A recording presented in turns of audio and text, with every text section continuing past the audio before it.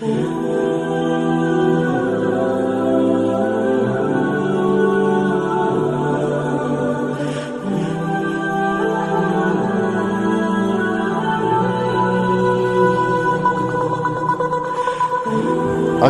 مورخین حضرات نے شداد کا ذکر بھی حضرت ہود علیہ السلام کے ذکر کے ساتھ کیا ہے، چونکہ وہ بھی قوم عاد سے تھا اور قوم عاد ہی کی طرف حضرت ہود علیہ السلام کو بھیجا گیا۔ اس واسطے میں جب پیروی اہل تاریخ کی اس حال عجیب و قصہ غریب کو تحریر کرتا ہوں کہ اہل ایمان کو اس حوالے سے عبرت ہو اور خداوند قدوس کی قدرتوں پر یقین و واثق ہو۔ حقیقت یہ ہے کہ عاد کے دو بیٹے تھے، ایک کا نام شدید اور دوسرے کا نام شداد تھا، اور یہ دونوں ہفت الکلیم کے بادشاہ تھے، اور ان دونوں کا مسکن ملک شام تھا۔ شدید تو تقریباً 700 برس تک بادشاہی کر کے مر گیا۔ بعد اس کے شداد ملعون بادشاہ ہوا۔ اس نے تمام روئے زمین کو مسخر کیا، اور جہاں تک اس کی بادشاہت کا تعلق تھا اس کا حکم چلتا تھا، اور شب و روز اس کی حکومت ہی سے کام تھا، اور وہ اسی خوشی میں خوش رہتا تھا، اور اسی کے ماننے والے اکثر یہ کفر و شرک میں مبتلا تھے۔ لیکن اس کے عدل کی وجہ سے شیر و بکری ایک ہی جگہ پانی پیتے تھے۔ ایک نقل اس کے انصاف کی تحریر کرتا ہوں تاکہ اس کے عدل کی تاثیر ہو جائے۔ دو شخص اس کے محکمہ عدالت میں آئے۔ ان دونوں نے اپنے عجیب احوال سنائے۔ ایک شخص بولا کہ میں نے اس سے ایک قطع زمین کا لیا ہے اور پوری قیمت دے کر اپنا قبضہ کیا ہے۔ میں نے اس زمین پر خزانہ پایا ہے۔ وہ اس کو دیتا ہوں اور یہ کہتا ہے کہ میں نے تو زمین کو بیچا ہے، اب میں اس خزانے کو ہرگز نہیں لیتا۔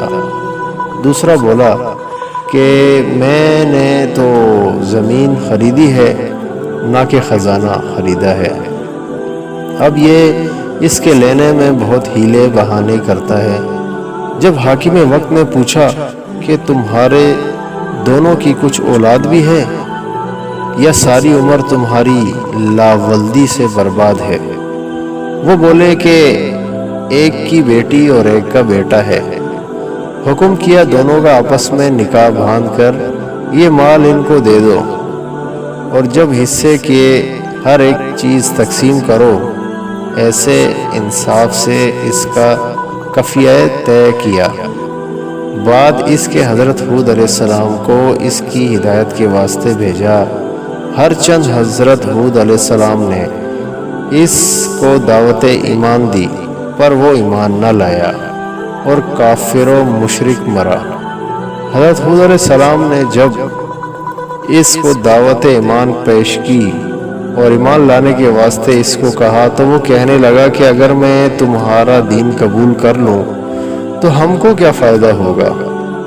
حضرت ہود علیہ السلام نے فرمایا کہ حق تعالیٰ تجھ کو اس کے عوض بہشت جادوانی عنایت کرے گا اور ہمیشہ تجھ پر اپنا فضل و مہربانی مرحمت فرمائے گا۔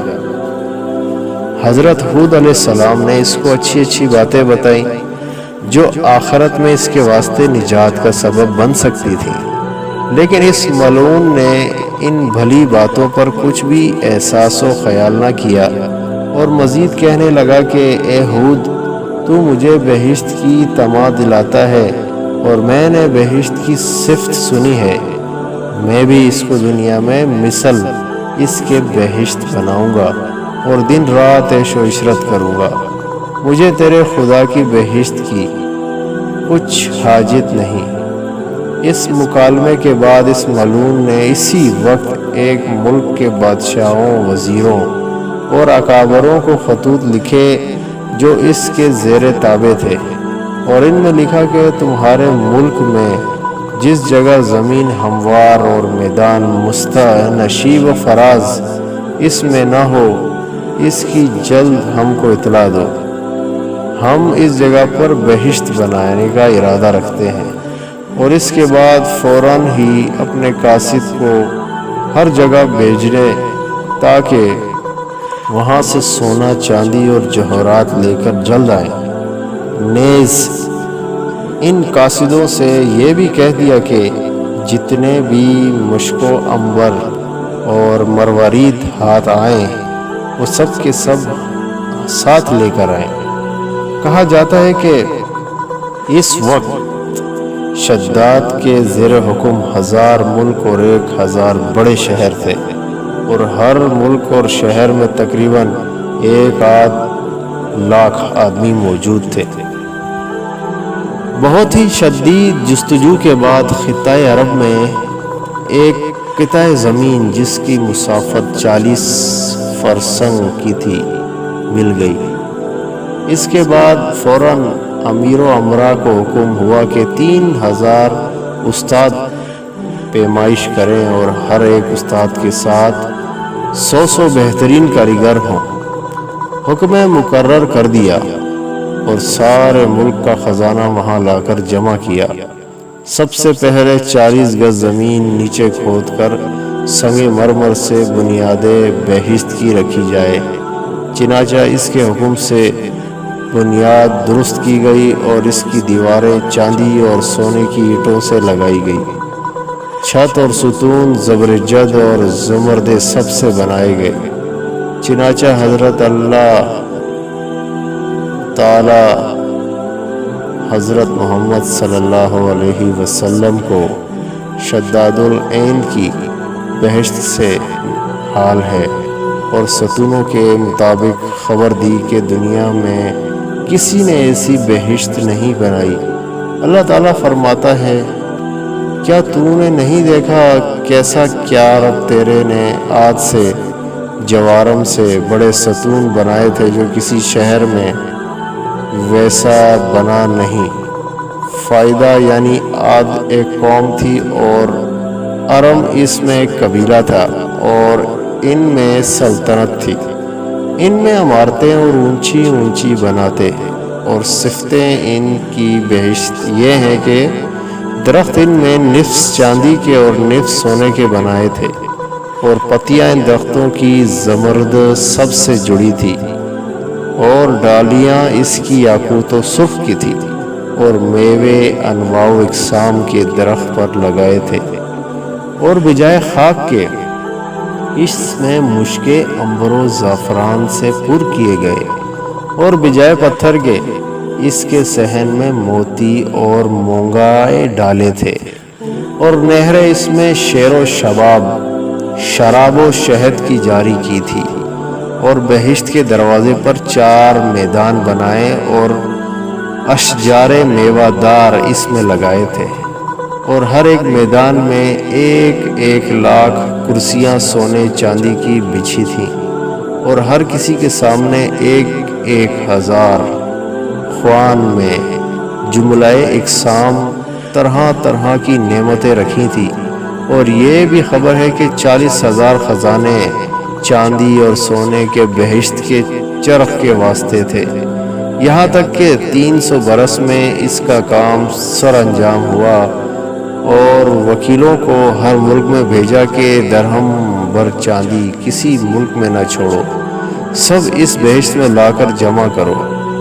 آخر یہ نوبت پہنچی کہ ایک عورت بڑھیا، غریب، مسکین، یتیم، کہ اس کی بیٹی کے گلوبن میں 1 درہم چاندی تھی۔ ظالموں نے اسے بھی نہ چھوڑا۔ آخر وہ لڑکی رو پیٹ کر کہنے لگی کہ میں غریب و فقیرنی ہوں، سوائے 1 درہم چاندی کے اور کچھ نہیں ہے، لہٰذا یہ 1 درہم مجھے بخش دو۔ مگر انہوں نے کہا، ہم کچھ نہیں سنتے۔ تب اس غریب نے خدا کی درگاہ میں فریاد کی کہ یا الہی، تو اس کا انصاف کر، اس ظالم کے شر سے مظلوم کو بچا، اور اس کی بے انصافی کا تو انصاف کرو اور اسے دفع کر۔ آہ فریاد اس کی خداوند قدوس کی دریا میں قبول ہوئی۔ مصداق اس حدیث کے پرہیز کرو مظلوم کی بددعا سے، بے شک وہ مقبول ہوتی ہے۔ خبر ہے کہ شداد نے سارے ملک کے لڑکے اور لڑکیاں خوبصورت و حسین دیکھ کر دمشق میں جو اس کے مکان تھے اس میں جمع کیے کہ مانند حور و غلامان کے بہشت میں اس کی خدمت میں رہیں۔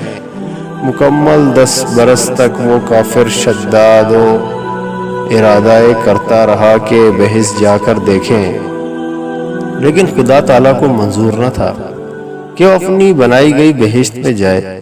ایک روز کمال خواہش سے 200 غلام ساتھ لے کر بہشت کو دیکھنے لگا۔ جب وہ بہشت کے نزدیک جا پہنچا، اس نے اپنے غلاموں کو چاروں میدان میں بھیجا اور ایک غلام کو ساتھ لے کر چاہا کہ بہشت میں جائے۔ وہیں بہشت کے دروازے پر ایک شخص کھڑا اس کو دیکھ رہا تھا۔ اس نے پوچھا تم کون ہو؟ اس نے جواب دیا کہ میں ملک الموت ہوں۔ شداد نے کہا تو یہاں کیوں آئے ہو؟ ملک الموت نے جواب دیا میں یہاں تیری جان قبض کرنے آیا ہوں۔ شداد نے اس سے کہا تو ذرا مجھے مہلت دے کہ میں اپنی بنائی ہوئی بہشت تو دیکھوں۔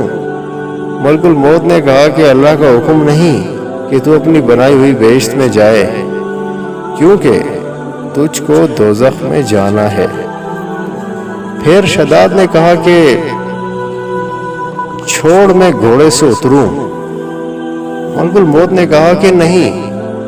تب اسی حالت میں اس کا ایک پاؤں گھوڑے کی رکاب میں رہا اور دوسرا پاؤں بہشت کے دروازے پر تھا کہ جان اس کی قبض کر لی گئی۔ وہ مردود بہشت نادیدہ و دوزخی ہو گیا، اور ایک فرشتے نے آسمان سے ایک ایسی سخت زور سے آواز کی کہ سب ساتھی اس کے ہلاک ہو گئے، اور ایک لقمہ کھانے کی فرصت نہ ہوئی۔ اس وقت نہ مال رہا، نہ ملک و ادنا، اعلیٰ و فقیر و امیر سب برابر ہو گئے، ملک غارت ہو گئے اور وہ سب دوزخی ہو گئے، اور اس کی بہشت کو زمین کے نیچے دبا دیا اور قیامت تک کے لیے عبرت کا نشان بنا دیا۔ بعد اس کے اللہ تعالیٰ نے حضرت صالح علیہ السلام کو قوم سمود کی طرف رسول بنا کر بھیجا۔